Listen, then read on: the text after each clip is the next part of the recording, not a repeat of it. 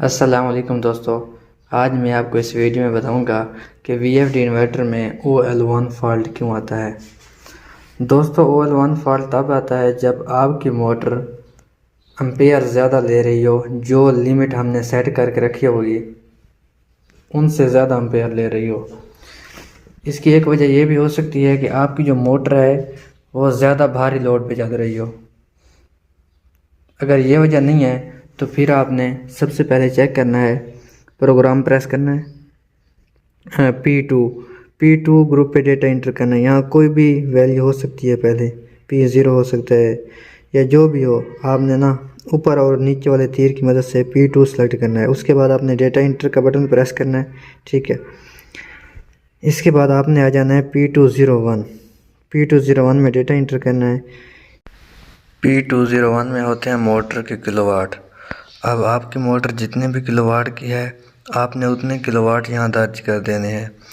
मेरी मोटर है 1.1 किलोवाट की, तो मैं यहाँ 1.1 कर देता हूँ। सबसे पहले इस 0 को 1 कर देते हैं, उसके बाद 4 को भी 1 कर देते हैं। डेटा इंटर करें। अब एक बार स्टॉप का बटन जैसे आप प्रेस करेंगे ना, उसके बाद अब जैसे भी मोटर को रन करेंगे ना, OL1 का फॉल्ट नहीं आएगा। देखें, मोटर चल रही है, बिल्कुल ठीक चल रही है, ठीक है। इसके बाद दूसरी वजह ये होती है कि PE011 उसमें अगर आपकी वैल्यू ज़्यादा हो तो फिर भी OL1 फॉल्ट आ सकता है।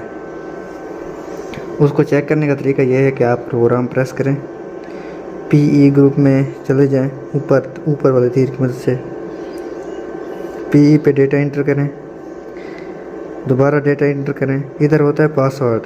हर VFD का अलग पासवर्ड होता है। इसका पासवर्ड है 40721। तकरीबन VFD का पासवर्ड 40721 होता है।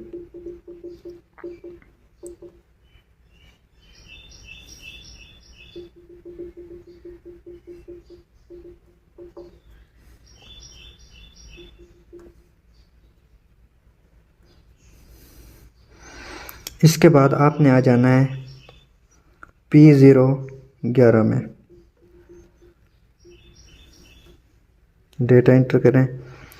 इधर 50 दर्ज है, कुछ VFD पे 100 भी दर्ज होता है।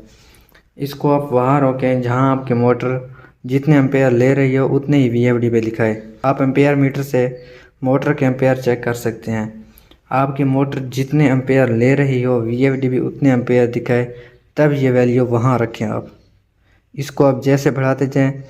अब अगर मैं इसे 100 कर देता हूँ तो मेरी मोटर अब अगर एम्पेयर ले रही है 3 तो फिर 6 लेगी, फिर VFD 6 एम्पेयर दिखाएगी। इसको वहाँ रखें जहाँ आपकी मोटर जितने एम्पेयर ले रही हो VFD भी उतने एम्पेयर दिखाए। जब आपकी मोटर के एम्पेयर VFD में ठीक दर्ज होंगे और P201 में भी ठीक वैल्यू दर्ज होगी, तब आपका OL1 फॉल्ट नहीं आएगा।